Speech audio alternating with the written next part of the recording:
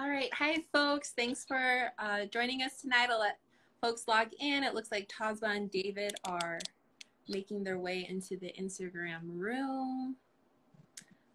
So for folks logging in, my name is Olivia Amaya Ortiz, and I'm an educator at the School for Advanced Research's Indian Arts Research Center. Thank you for joining us for another segment of our SAR Artists Live series, which is where we get to go behind the scenes and into the workspaces of many talented artists. And I'd like to recognize that this program is partially funded by the City of Santa Fe Arts and Culture Department and the 1% lodger's tax. So this season, for folks who have been following along, you'll know that we're exploring the exhibition Grounded in Clay, the Spirit of Pueblo Pottery. And this exhibition is curated by the Native American communities that it represents. It works to give authority and voice to the Pueblo Pottery Collective. Looks like letting folks log in right now, which is a group of over 60 individuals and who represent 21 different tribal communities. Hey, David. Hey there. And so the Pueblo Pottery Collective selected and wrote about pieces from two significant Pueblo pottery collections, one of them being here in Santa Fe, the Indian Arts Research Center, and the other is the Vilcek Foundation in New York. And so tonight we have David and Tazbah joining us. They stem from a long line of artists on their mother's side, Connie Sosi Gaussoin, with various silversmiths, painters, rug weavers, and woodworkers. And let's see if we lost Tazbah. I'll try to get her back on here. Yep. There she is. Okay. Great. I'm glad to see you both. So I was just introducing the both of you, and then I'll pass over the proverbial mic.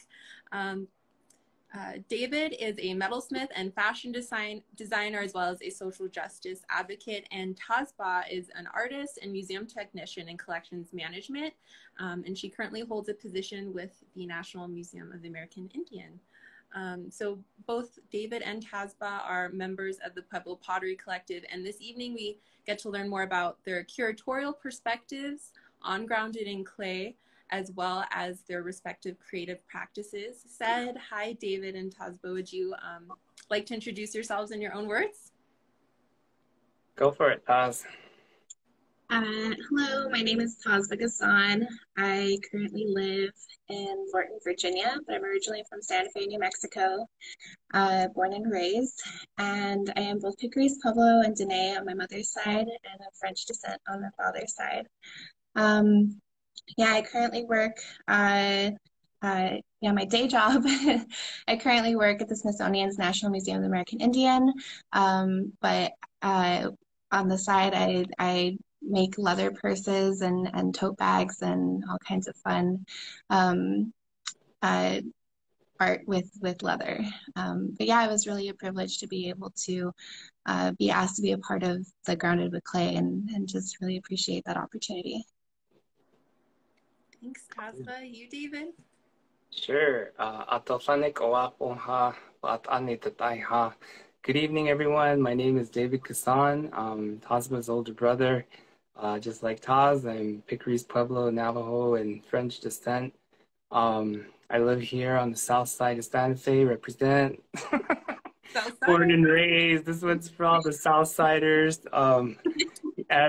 Yeah, I've been a jeweler and fashion designer forever. We grew up in the business. Our mom's the jeweler, and she taught all of us, and so we just kind of grew up with it. In addition to that, I'm also the co-director for the New Mexico Health Equity Partnership, and that's a statewide social justice program that works on different issues throughout the whole state of New Mexico, with a lot of grassroots communities doing really good work in their community. Awesome. Thank you. Hopefully we can chat a little bit more about that tonight if we don't run out of time, but I'm so glad you're both here. And I guess just to kick things off, Taz, I'm going to put you in the hot seat. And it's not actually a hot seat, but I'd love to hear more about your entry, you wrote about a Picuris storage jar, and you draw a connection between the MICA application to Adobe homes in Picuris and this pot itself. And I was wondering if you can tell us more about that connection, and in particular to your references to the Pueblo Revolt of 1680. Yeah, of course. So in looking at all of the pottery that that SAR has in their collection, it was really important to choose one that is from the community that I'm from, and just having that connection with it was important to me. And in learning more about pottery, I mean, we come from more of a silversmithing background, but growing up, my mom really encouraged us to work, or she would call it play, with other mediums such as painting or working with clay. And so growing up, I was able to to make little potteries, just tiny little ones that she has now. I mean, they're never fired, but she has them up at her house. It's really cute. But yeah, as far as the connection that I had, I was able to learn about a process that Picuris used to do up at the Pueblo on the houses. And I was told that they would add a slip like they do to the pottery to the front of their houses. And I thought that was just like the neatest thing. And I really appreciated the elders that shared that for me from Picuris. But yeah, there were a lot of different instances that happened with the Pueblo Revolt, especially, and then the involvement at Picuris Pueblo. The two brothers, the brothers, were a part of that, and helped to organize and lead that alongside Pope. But with that, a lot of the repercussions that happened at Picuris, we have our oral histories, and it's even documented, in museums such as the Smithsonian and the archives, that we also had larger adobe housing, like the stacked buildings, kind of similar to that Taos Pueblo, and but those no longer exist up there, as they were destroyed at one point. And so, yeah, I just really thought that it was important to be able to, make that connection with the pot, and just think about the time that, that pot had, it's what happened during its lifetime and when it was made, and thinking about the experiences that the potter's life went through and all of that. So I think that was my main connection with it. Yeah, I thought it was interesting. I wasn't aware of that fact with the MICA application on the Adobe. So I thought that was really interesting. I thought that was a beautiful parallel. And David, likewise, you draw a connection between, you talk about two different pieces, but in one of them, you talk about some photos that you looked at from the NMAI, the National Museum of the American Indian, for folks who are watching from that archive, that were from the early 1900s, and how they basically capture buildings and villages that no longer exist. And so could you tell folks a little bit about how you draw the connection between the Picuris storage jar and those photos themselves? Sure. So kind of following up on what Tazbah said, I'm in my mid to late 40s, and as a child, there used to be buildings that are no longer there anymore. Just time has eroded them away, and like Tazbah said, we grew up hearing stories about these villages that were 8 to 9 stories tall that no longer exist. And so through Tazbah's research, she brought some photos home and she shared them with the Pueblo and the elders, and this was like, I don't even remember what year. Do you remember what year it was from, Taz? But it showed 2020. Yeah, like I mean, but when the actual picture was taken, it was like from the 1900s, and it showed like what was left of these old villages, and it was just kind of cool to see that, you know, just to back up our oral history. And then when I was had the chance to go to view the collections at the School of American Research, I'm sorry, School of Advanced Research, you changed your name.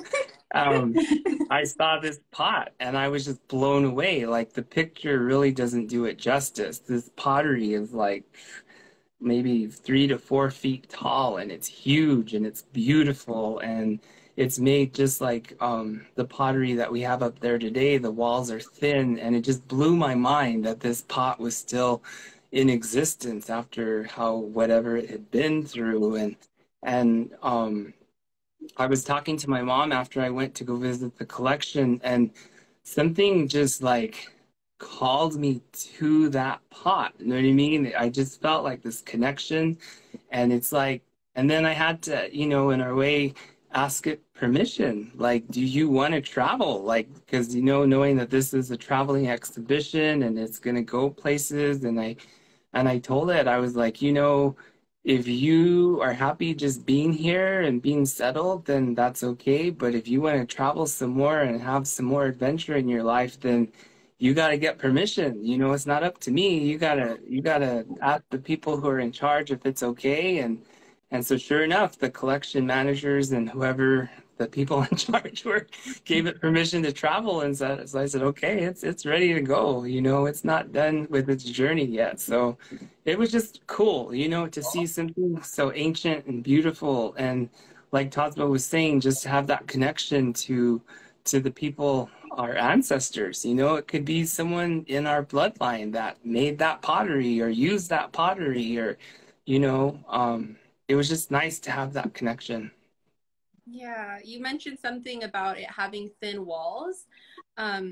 David, could you tell us a little bit more about any other features of Picuris Pueblo that might be distinguished from other pueblos within, you know? Sure. So obviously I'm talking from how I was taught, you know, and I want to recognize that, you know, every tribe, every pueblo, every family within a pueblo have their own teaching in their own ways. So I'm not speaking, you know, for everybody. I'm speaking for myself personally and how I was taught and brought up by my grandmother, the late Lydia Duran Sosi. And she was a very traditional woman who was born and raised at Picuris Pueblo. She was full-blooded Picuris, and her first dialect was our Tiwa language, and then her second dialect was Spanish, and her third dialect was English. I think it's important to recognize that, you know, that she grew up very traditional and learned the very old ways. And so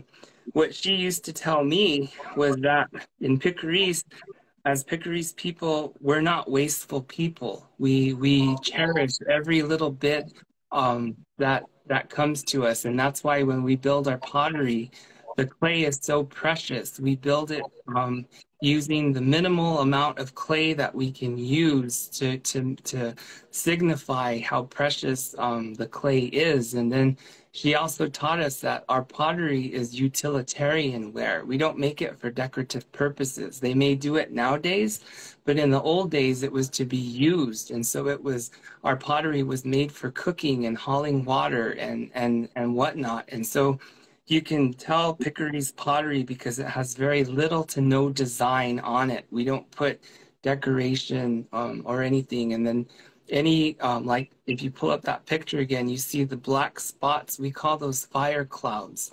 Those are created during the firing process, and they occur naturally from the heat of the fire, from the cooking or whatnot. And so, you know, that's kind of a brief history of our Picuris pottery, and a lot of the potters carry on those traditions today. And I actually took a pottery class when I was going to school because I wanted to learn. I wanted to know what the process was. Even though I don't do pottery professionally, I wanted to have the whole experience of what it is to hand build a pot and to fire it and to have it explode in the fire and, you know, just to see what potters go through. And I have so much respect for potters now, you know.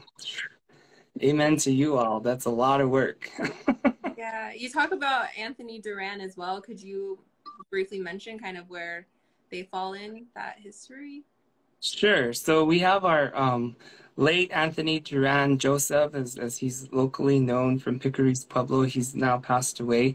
But in my mind, he was our Maria Martinez, or he is, you know, at the same level of Lucy Lewis and whatnot. He took our pottery to a whole nother level. The shine and polish that he used to get, the slips that he used, and he taught a lot of people who are now very famous. You know, he was a very quiet, humble man, and I will always, you know, keep him in high regard because he carried on our tradition the best he could while he was alive, and he was not one to get out there and you know, brag about himself and say how good he was. Or he was just very quiet and humble and beautiful, and he had just a good soul. You know, he was very I'm just very fortunate to have known him in my lifetime, and to me he will always go down as one of the best that we have up there.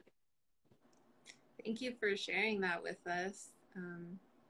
Tazbah, I want to pivot a little bit, and one thing I wanted to ask you about was you're a collection steward at NMAI, and you're constantly working with both historic and contemporary pieces from across Native America. And so as an Indigenous museum professional from the Southwest, what do you take with you in your own experiences as you are handling pieces from such a broad and diverse collection? Yeah, well, first and foremost, I would say that I always, whenever handling pieces, you know, I come forward with respect towards them. I know that the pieces and you know, I even like objects that I use today, you know, my earrings or stuff, they carry the energy that that, you know, that I put into them. And so I kind of look at that towards the objects that I'm working with on a day-to-day basis, and you know, really trying to respect and handle them with care in the best way that I have been taught, which is really important to me. And it's really been an incredible experience because I've been able to learn so much about other communities directly from the source and from their minds, and it's really been an experience to be able to learn that, and just super appreciative of that.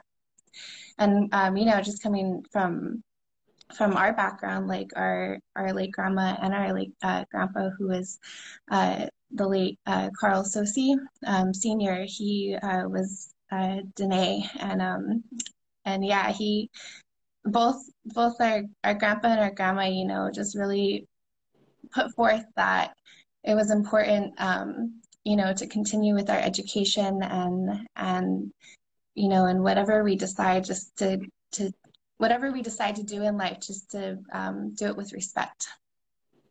Yeah, I think in your entry you discussed about basically, you know, paying respects and knowledge for master artists, and I just found that really interesting because, like I said, you do get to work with pieces from such a broad area, and I think, you know, just hearing from you, it could be useful for folks who are going to come visit the exhibition and be with these pieces, and, you know, so many pieces that you may not have a familiarity with.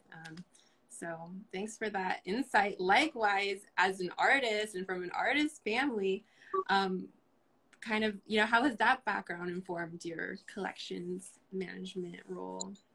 Oh man, I honestly didn't realize how much that was going to affect my position, just as a museum professional in general. It's really, you know, I really have to thank my mom, Connie Sosi Gaussoin, for just, you know, all of that she has taught me, and really has pushed me to be who you know, to do what I've been able to do today. And so, you know, with her background of being a silversmith, she's really pushed the boundaries as far as being, you know, a woman and a woman Navajo silversmith, Navajo and Picuris Pueblo silversmith, and she just really gives me the courage, and I just really appreciate her for that. And I think that, you know, strong sense of, you know, having that background and knowledge of all of that, and the way that she's pushed us to learn not just about silversmithing, but all different type of mediums, that's really come into play for sure in my everyday work. Yeah, it's amazing.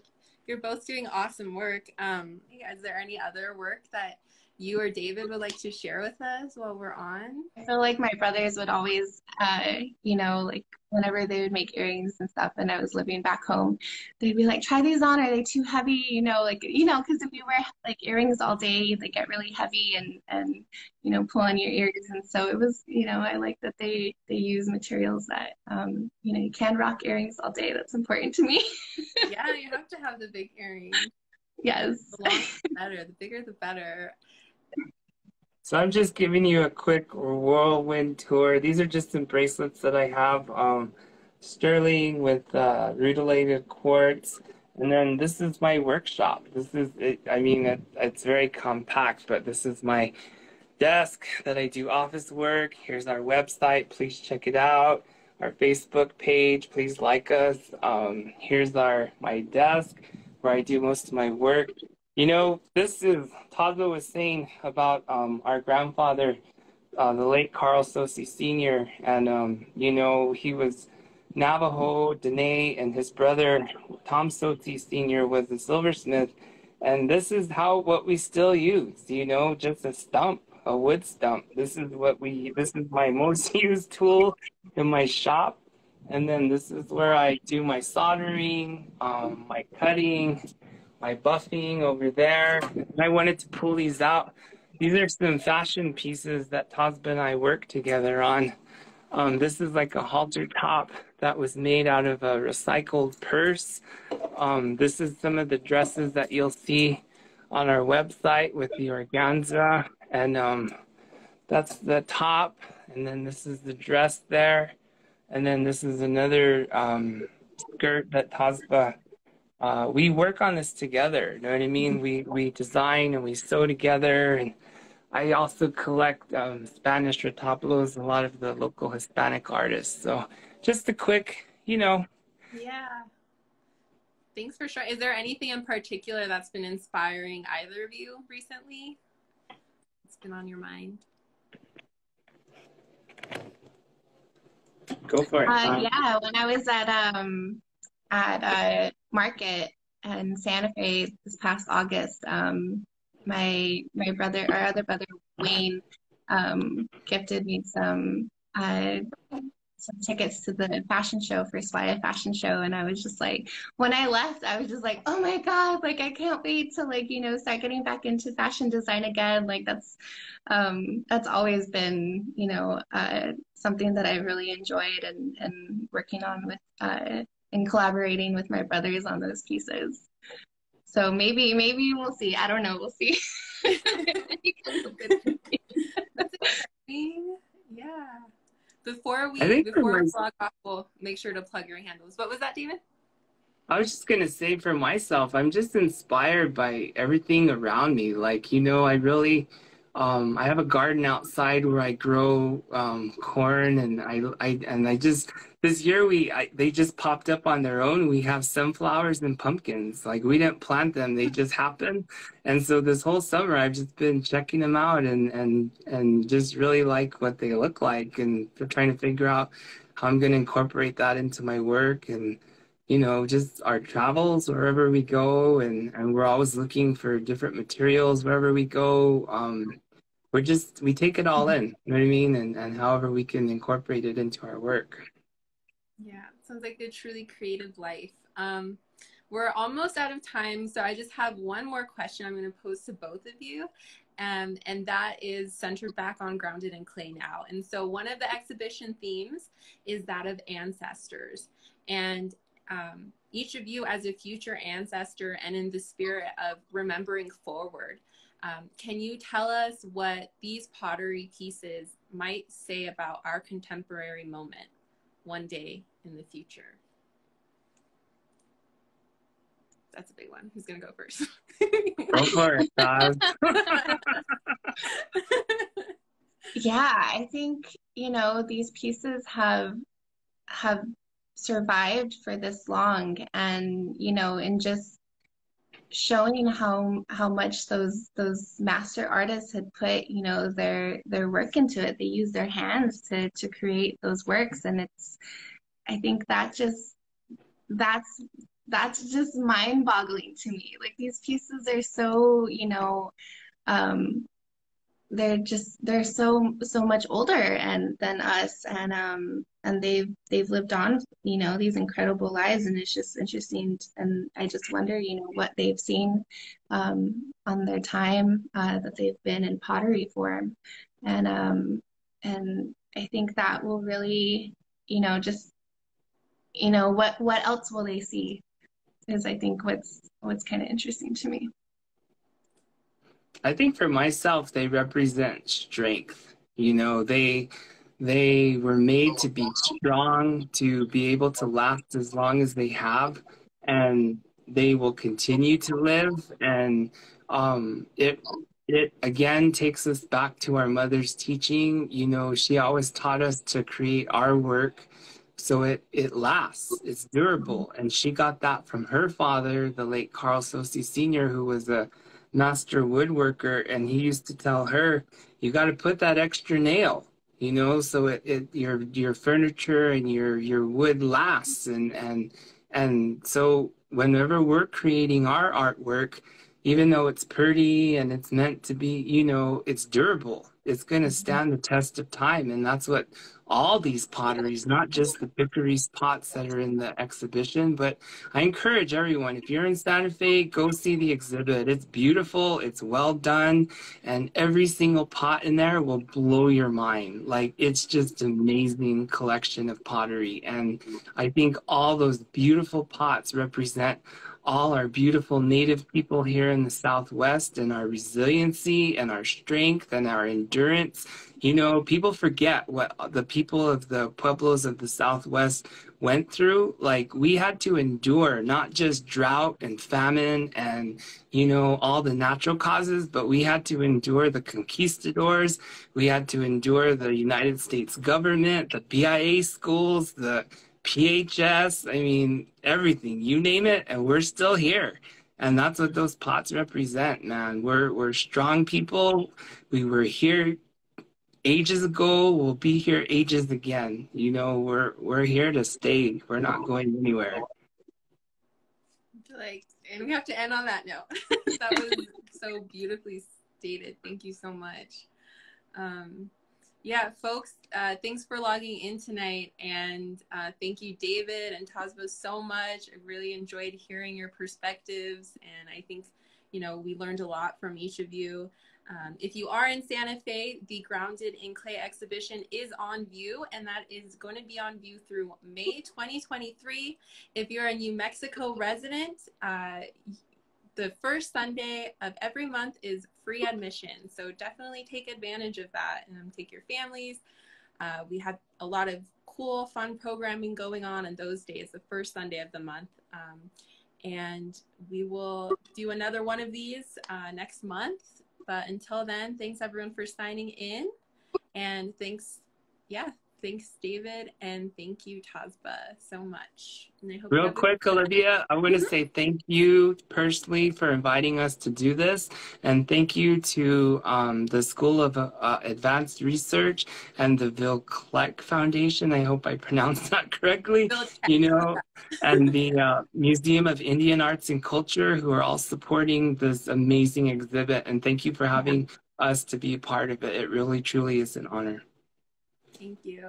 And I'll make sure that when we post this, we include the handles for your Instagram. But if you want to let folks know where they can see any of your work coming up or anything like that, it's a good time to do so now. Sure, we'll be showing at the well, hopefully, I'm putting the cart before the horse at the Heard Museum. We usually show there. And then also please check out our website, www.tsosie-gaussoin.com. I know it's a hard one. Or our other website is siarts.com. And our artwork, sorry. And I think that's it. Okay, great. Thank you. Thank you.